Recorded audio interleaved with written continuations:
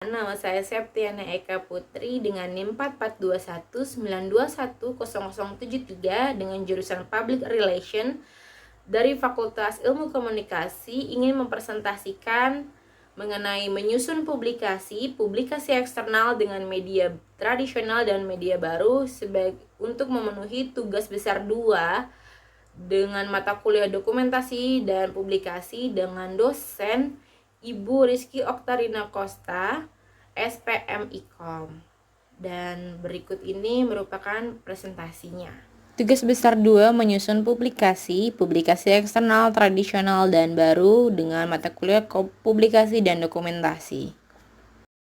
Dan berikut daftar isi dari presentasi kali ini, yaitu ada definisi publikasi eksternal, publikasi eksternal tradisional, publikasi eksternal baru. Yang pertama ada definisi publikasi. Publikasi sendiri menurut Kamus Besar Bahasa Indonesia adalah pengumuman ataupun pengertian lainnya adalah penerbitan. Peran publikasi sangatlah penting dalam keberlangsungan mempengaruhi citra baik di khalayak atau di mata publik. Dengan publikasi yang baik, maka citra perusahaan pun akan menjadi baik. Suatu kegiatan publikasi merupakan suatu pekerjaan yang cukup berat, yang mana dikarenakan suatu kegiatan publikasi haruslah dapat dipertanggungjawabkan mengenai keasliannya. Secara besar, publikasi adalah kegiatan yang lebih menekankan suatu proses dan teknik untuk mempersiapkan dan menerbitkan media komunikasi demi kepentingan kegiatan atau aktivitas humas dalam upaya penyampaian pesan, opini, informasi, dan berita, yaitu misalnya menerbitkan media brosur, leaflet, booklet, poster, flyer, media internal perusahaan seperti intern magazine, speech writing, news release, press release, advertorial atau artikel sponsor, company profile, dan annual finance report publication and prospectus. Dalam public relations sendiri atau kehumasan, publikasi terbagi menjadi 2 macam, yaitu publikasi internal dan publikasi eksternal. Seperti sama dengan pempublikasiannya tersebut, publikasi internal merupakan suatu publikasi yang dipublikasi atau disebarkan hanya di ruang lingkup internal perusahaan, yang mana biasanya ditunjukkan dan disampaikan melalui rapat-rapat formal internal, media-media internal perusahaan atau organisasi seperti majalah perusahaan, flyer, juga brosur yang ditempel atau disebarkan di sekitaran dan lingkungan perusahaan. Berbeda dengan publikasi internal yang mana hanya mencakup ruang lingkup perusahaan, publikasi eksternal mencakup lebih banyak ruang lingkup dalam pempublikasiannya. Publikasi eksternal ini lebih banyak menggunakan juga memanfaatkan media-media yang ada saat ini. Media-media yang digunakan dalam pempublikasian eksternal ini tidak hanya berporos pada media-media tradisional ataupun media-media cetak. Namun, publikasi eksternal juga telah mencakup media-media baru yang mana beberapa tahun belakangan ini terus berkembang. Dalam publikasi eksternal ini juga dilakukan dengan lebih kompleks jika dibandingkan dengan publikasi internal, yang mana dalam pelaksanaannya, publikasi eksternal ini membutuhkan suatu perencanaan yang cukup kompleks dan cukup matang.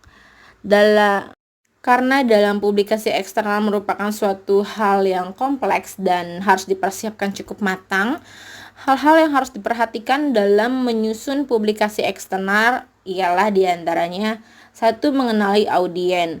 Dalam publikasi eksternal ini, kita harus mengelompokkan ataupun juga mengidentifikasi mengenai siapa saja pasaran audiens yang akan kita tuju. Hal ini diperlukan agar publikasi yang dilakukan tidak berjalan dengan sia-sia dan sesuai dengan target atau tujuan yang kita tuju pada awalnya. Yang kedua, ada mengukur biaya. Dalam publikasi eksternal ini dibutuhkan suatu biaya. Biaya-biaya yang dikeluarkan ini biasanya hanya sebesar sekitar 10% dari total anggaran diberlakukannya suatu kegiatan acara perusahaan. Namun, praktisi PR ini bisa mengatur anggaran publikasi ini sesuai dengan kebutuhan yang dibutuhkan dalam publikasi eksternal tersebut.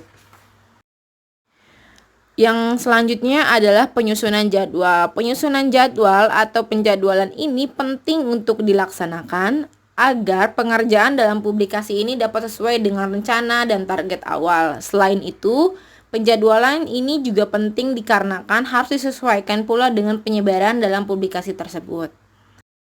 Hal terakhir yang harus diperhatikan dalam mempublikasikan publikasi eksternal ini adalah citra. Dalam melakukan suatu publikasi, sangat penting untuk tetap menjaga citra suatu perusahaan. Hal ini sebagaimana ditunjukkan dalam salah satu tujuan dari publikasi sendiri, yaitu untuk menjaga citra suatu perusahaan ataupun organisasi. Jadi dapat dikatakan bahwa dalam publikasi yang tersebut kita harus tetap menjaga citra agar citra dari suatu perusahaan itu tidak buruk atau tidak berubah di dalam mata khalayak. Selanjutnya kita akan membahas masalah media tradisional dan media baru. Publikasi merupakan suatu bentuk praktisi PR dalam menyampaikan suatu laporan kegiatan ataupun hal yang terdapat dalam suatu perusahaan. Laporan-laporan ini nantinya dibagikan sesuai dengan pembagian yang mana sudah dibagikan sebelumnya.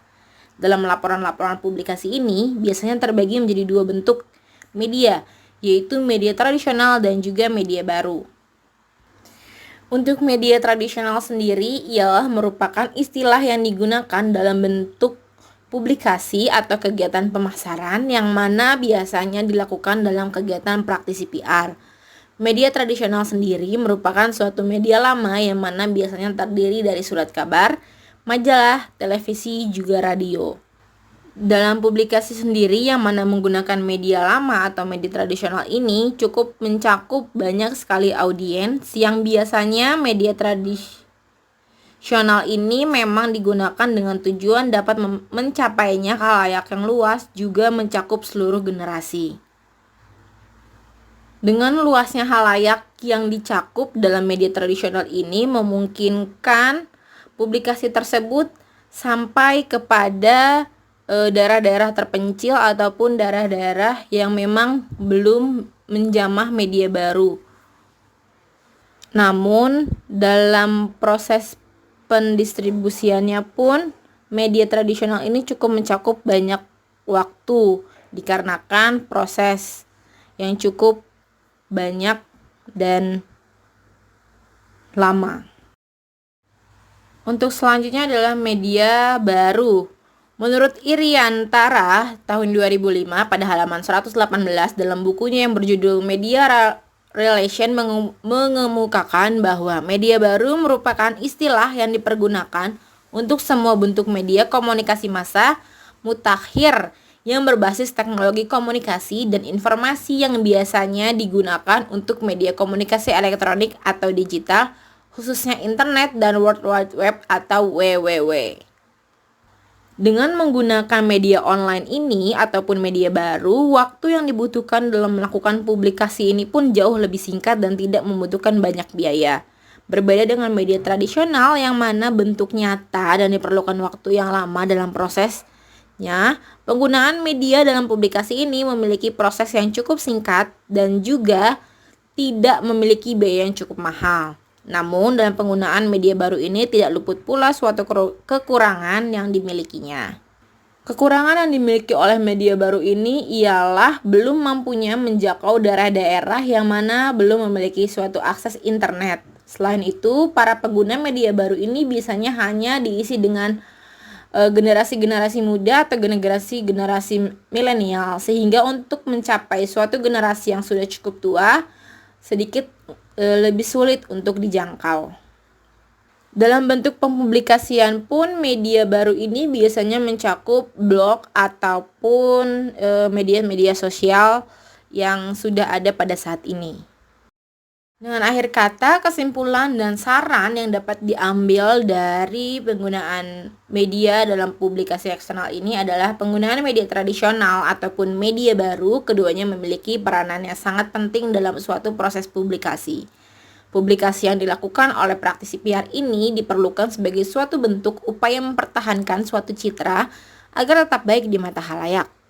Dan saran saya sebagai pembuat presentasi ini adalah pemilihan media dalam melakukan publikasi menurut saya harus disesuaikan dengan bentuk juga isi yang terkandung di dalamnya, sehingga meminimalisir adanya kesalahan dalam pempublikasian tersebut.